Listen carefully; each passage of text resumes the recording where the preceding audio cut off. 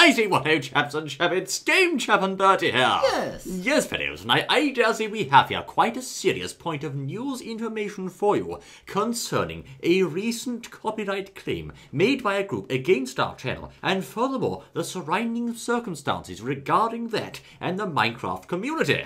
We most certainly do, old chap. Yes, indeed. Now, as you may know, on the 31st of March 2014, we put a video up entitled Minecraft News, Beware Malicious Mods, Spy Code Found. That's right, yes. Which many folks found very interesting to listen to and derive information from. Now, a group of people mentioned in the video decided that they didn't really like very much what was said, so they thought they would censor your right to hear what was being done by trying to use a copyright claim to censor the information. That's right. Now, as you may know, fellows, the Pixelmon mod authors were recently shot down publicly for including malicious stealth code in their mod. Now, this code provided the framework for the mod to phone home with information on the currently running Pixelmon server, and if that server's name matched a blacklist hosted on the Pixelmon website, it could be remotely shut down with the users kicked and banned. Well, hang on, was that without their permission? So those using it didn't know it was happening, is that correct? Absolutely right, old chap. No way of knowing what was going on. Right. Now, to say this was a spiteful, underhanded, and downright nasty tactic would be putting it lightly, not to mention that it is also a huge violation of the user's trust in the modder. Now, I'm now going to read you a statement posted on Reddit by us in relation to this case last night. Now, the statement reads like this, fellows, and bear with me, I say it's quite long, you know. As many of you will be aware, a few days ago a PSA was posted to Reddit concerning the authors of Pixelmon regarding some malicious code hidden in their mod. For those of you who might have missed it, it was essentially the framework to allow them to remotely shut down any server on a blacklist operated by Pixelmon. In other words, if you were playing Pixelmon and you'd upset the authors for some reason, they could shut down your server and or kick and ban you remotely with no prior warning and no way of opting out. Now, the Mojang devs were alerted of this and they made it pretty clear they weren't happy with it by warning the Pixelmon staff about it on Twitter. After this, the Pixelmon coders unapologetically promised to remove the offending code from future versions of the mod. Today, however, the Pixelmon authors have taken their malicious actions a step further by issuing a false copyright takedown notice against a Game Chap news report about this matter. Original video ID is there, as you can see. The copyright strike effectively censors the news video as long as it's in place, meaning that the wider community is prevented from hearing about their actions. Note here that Pixelmon have so far tried to claim that their strike was based on an excerpt of malicious code shown in the video for people's reference, when in fact the code shown is already publicly available on social media sites anyway, and therefore falls under fair use. It's effectively an attempt at a quick cop-out on their part. Now, there was an edit here to clarify what we meant by fair use. Here, fair use applies because a couple of code excerpts were shown for comment and news reporting purposes. The public availability of the code helps to reinforce this, since the excerpts were already shown publicly under the same fair use definition. Essentially, the news reporting definition of fair use exists to facilitate free speech, and attempting to suppress that is unjust censorship, with no two ways around it, you see. Now, this type of response from Pixelmon is an anti-democratic lunge at freedom of speech and a desperate attempt to salvage what remains of their credibility. By including malicious stealth code in their mod, they have betrayed the trust of the millions of unsuspecting people who use Minecraft mods and potentially laid the path for a host of further abuses in the future. Although it's seen its share of problems like any community, up until now the Minecraft community has been comparatively clean of dirty tricks like this. If this type of false censorship is allowed to stand, it will pose an undeniable threat to openness and transparency in the future. Therefore, this is a public advisory of Pixelmon's latest actions, which unfortunately appear to have further highlighted their underlying nature and intentions as a warning to the Minecraft community in general, so that they can make an informed decision before having anything to do with Pixelmon in the future. For our part, action has already begun against this claim. Our response will be swift, and we will do everything in our power to fight it. So, quite a long statement there, fellows. Now, since that time, the Pixelmon authors have made no attempt whatsoever to remove their invalid, baseless, and plain nasty copyright claim. They are set in their ways and have shown no intent of backing down. Yes, indeed. But can I just say that, shall we say, we're working on getting that reversed? Absolutely right, old chap. Yes, indeed. Yes. Now, we need to move on to some definitions here, which throw some more light on this case. Bertie, if you would. Oh, yes, please. Let's put a large searchlight on it. Let's have a little look at some copyright basics. Here's what the United Kingdom Copyright Act says. It says, Fair dealing for the purpose of criticism or review does not infringe a copyrighted work. Ah. There are various clauses, such as it being accompanied by an acknowledgement of the author, etc. And of course, our video clearly stated who the authors were. That's right, yes. However, just as a matter of interest, there is actually an exception to the right to be identified as an author when computer programs are involved. Ah, there you go, Fiddles. So in this case, actually, the author does not even have to be identified for this to qualify as fair dealing or fair use under the UK Copyright Act. Not really, but then moving on, a quick look at the USA copyright laws. They also make clear that criticism, comment, news reporting, etc. is considered fair use. Interestingly, so do the New Zealand copyright laws, which say that copyright material is not infringed if it's for criticism, review or reporting current events, as ours was. That's right, Fiddles. So, as you can see, there's clear provision for the right of free speech in news articles, etc., such as this. But what if Pixelmon didn't actually have the right to claim any copyright anyway, regardless? That's right, Fiddles. So, as you can see, just to recap there, your right to hear what's going on in the Minecraft community and in general is safe under the various copyright laws in these countries. But as Bertie says, what if indeed Pixelmon had no rights to do this to begin with, regardless of the copyright laws? Now, let's take a look, I say. This here is a quote from the Mojang End-User License Agreement. That's their terms and conditions. I'm going to quote for you. If you make any content available on or through our game, you must give us permission to use, copy, modify, and adapt that content.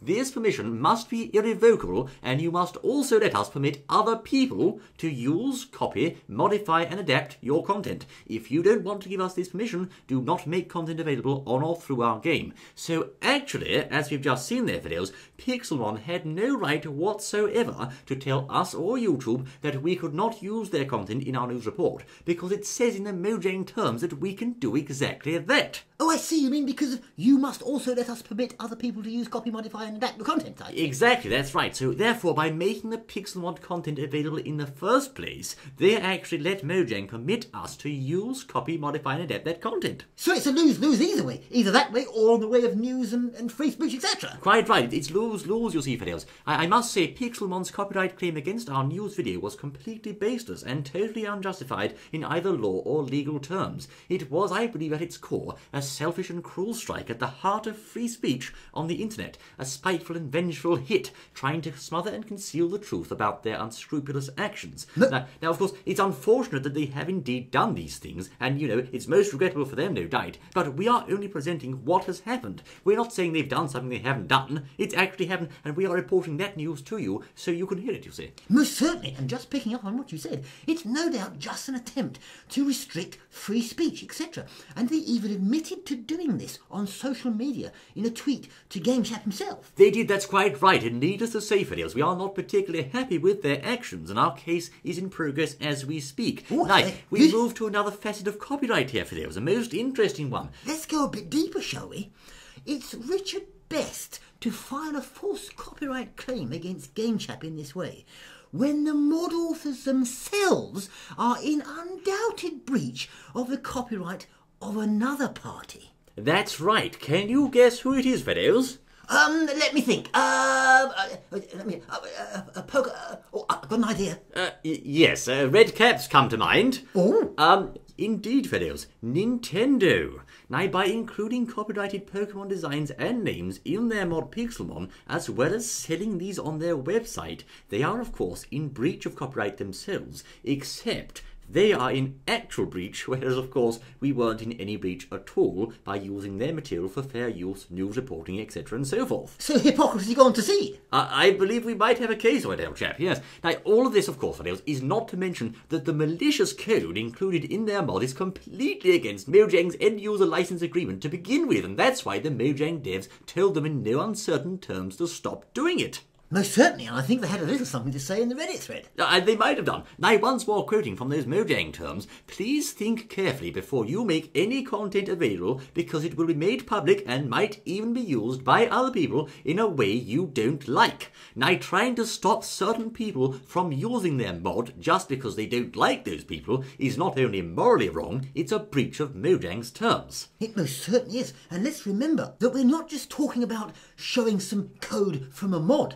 we're talking about showing some code from a mod that was, in a way, malicious. Exactly, old chap, and that is the big difference. Rather like the accused attempting to censor the circumstances surrounding the alleged offence. It's a clear erroneous attempt to censor free speech. Now, there is one other point here to consider before we move on, videos. Of course, as you may know, there has indeed been some anticipation surrounding a Pokemon MMO from Nintendo. Now, if you consider exactly what the Pixelmon server is, in some ways, it is a Minecraft version of just that. So by offering a multiplayer Pokemon game in Minecraft, they are in fact attempting to capture Nintendo's prerogative right to produce what would effectively be that Pokemon MMO. Yes, indeed. Let's quickly move on to another little subject of hacking. Hacking? Indeed, computer hacking, broadly defined as intentionally accessing a computer without authorization or exceeding authorized access. Yes, computer hacking. Of course, it's also unauthorized access and or control of computer equipment and data.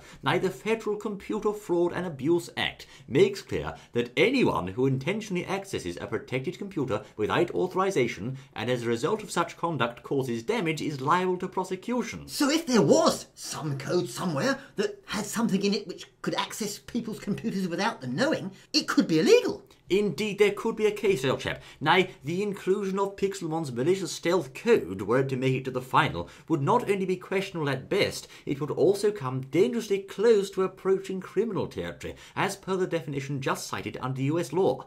But it's okay though, because they said they're going to take it out soon, didn't they? It's all better now, old chap. Okay, all better. better. Fine then, yes. So in summary, far from apologising for erroneously attempting to censor free speech with regard to this news article, the Pixelmon authors have emphatically and unapologetically denied any wrongdoing at all on their social media, even going so far as to entering a public argument with GameChap, and a rather foolish one I might add, in an attempt to make themselves look good. Indeed, Theo. So to briefly summarise, we have here a case of a group who have tried to shut down free speech concerning malicious code in their mod. They have shown themselves on the one hand to have included that code in the first place, and on the other hand to have attempted to shut down people who have reported on it. To our minds, these are not the deeds of a genuine modding group who care about their players and their fans. Well, I think to any YouTuber, that's fighting territory.